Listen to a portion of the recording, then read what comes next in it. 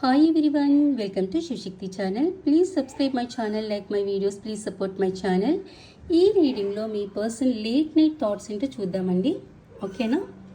మీ person late night thoughts ఏంటో చూద్దాం. The empress, 10 of Pentacles,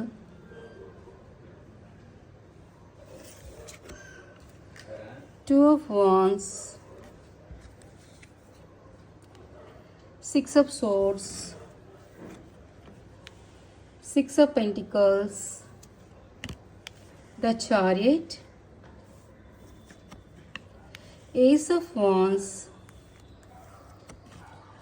3 of Pentacles, okay, 4 of Wands, the Lovers, Ace of Pentacles, and last one Ace of Swords. Okay, me person late night thoughts ఏంటో చూద్దామండి ఈ రీడింగ్లో. Okay, ఇక్కడ మీ person late night థాట్స్లో ఏం ఆలోచిస్తున్నారంటే, మీ person లైఫ్లో 100% 2 situations ఉన్నాయి. ఈ 2 situation, ఒకటి మీరు, ఒకటి థర్డ్ పార్టీ సిచ్యువేషన్. ఈ థర్డ్ పార్టీ ఫ్యామిలీ అయి ఉండొచ్చు, లేదా అదర్ పర్సన్ అన్నా అయి ఉండొచ్చు. బట్ ఈ రీడింగ్లో 100% ఫ్యామిలీ చూపిస్తుంది. ఎందుకంటే 3 of Pentacles, 10 of Pentacles, the empress. 100% ఈ రిలేషన్లో, ఈ రీడింగ్లో ఫ్యామిలీని థర్డ్ పార్టీ చూపిస్తుంది. ఓకేనా? ఓకే, ఇప్పుడు మీ పర్సన్ ఏం చేస్తున్నారంటే, ఫ్యామిలీకి మీకు మధ్యన జగుల్ చేస్తున్నారు. ఇక్కడ సిచ్యువేషన్ని బ్యాలెన్స్ చేయలేకపోతున్నారు, జగుల్ చేస్తున్నారు. ఓకే, అండ్ కన్ఫ్యూజన్లో ఉన్నారు, అండ్ హ్యాంగ్డ్ మ్యాన్ పొజిషన్లో ఉన్నారు. ఇప్పుడు మీ పర్సన్ ఇక్కడ ప్లాన్ చేస్తున్నారు. ఏమని ప్లాన్ చేస్తున్నారు? వాళ్ళ ఫ్యామిలీతో డిస్కషన్ చేయాలనుకుంటున్నారు. ఏమని?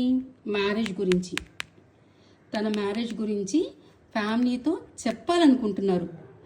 ఏమని చెప్పాలనుకుంటున్నారంటే, నేను ఎవరినైతే ప్రేమిస్తున్నానో వాళ్ళని పెళ్లి చేసుకుంటాను. ఎందుకు అంటే, నేను ఆ అమ్మాయికి మాట ఇచ్చాను, లేదా ఆ అబ్బాయికి మాట ఇచ్చాను. నేను ఎవరినైతే ప్రేమించానో నేను వాళ్ళనే పెళ్లి చేసుకుంటాను, నేను వాళ్ళకి కమిట్మెంట్ ఇవ్వాలనుకుంటున్నాను అని ఫ్యామిలీకి ఒక క్లారిటీ ఇవ్వాలని ఆలోచిస్తున్నారండి. అంటే తన మనసులో ఉన్నది చెప్పాలనుకుంటున్నారు. ఏంటి? నేను కమిట్మెంట్ ఇస్తే, నేను ప్రేమించిన అమ్మాయికి కమిట్మెంట్ ఇస్తాను, నేను పెళ్ళంటూ చేసుకుంటే నేను ప్రేమించిన అమ్మాయిని పెళ్లి చేసుకుంటా అనే మాటని క్లారిటీగా వాళ్ళ ఫ్యామిలీతో చెప్పారనుకుంటున్నారు. ఓకేనా? అండ్ ఇంకా ఇక్కడ ఏంటి? The empress.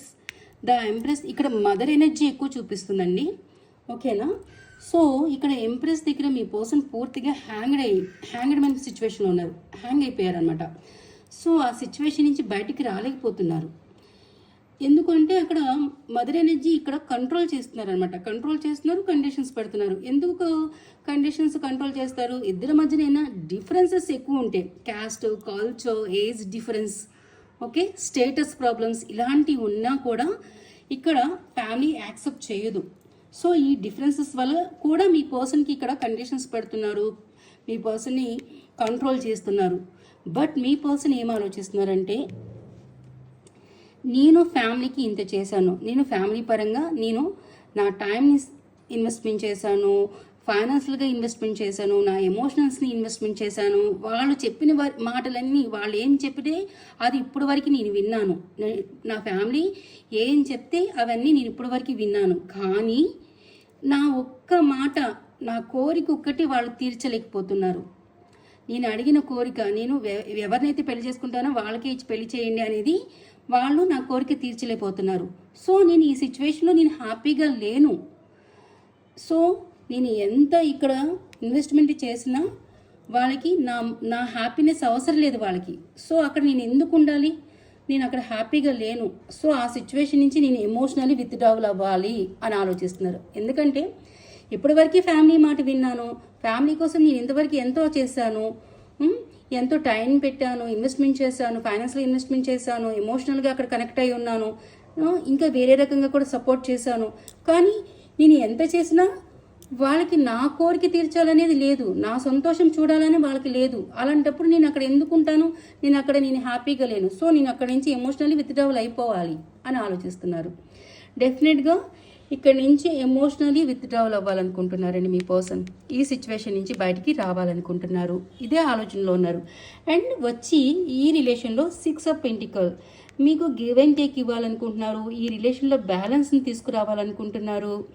And the chariot మీ పర్సన్ మీకు దూరం అయ్యి చాలా లోన్లీనెస్లో ఉన్నారు, చాలా ఓవర్ థింకింగ్ చేశారు, చాలా ఐసోలేషన్ ఫీల్ అయ్యారు, మీకు మాట ఇచ్చి నిలబెట్టుకోలేనందుకు చాలా డిప్రెషన్లో, డిసప్పాయింట్మెంట్తో, రిగ్రెట్ ఫీల్ అయ్యారనమాట.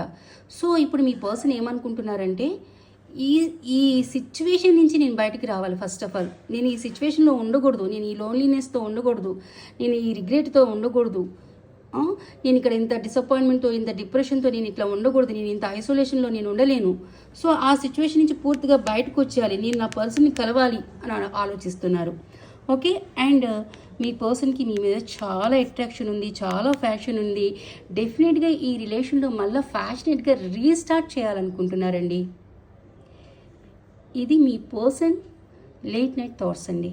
ఓకే.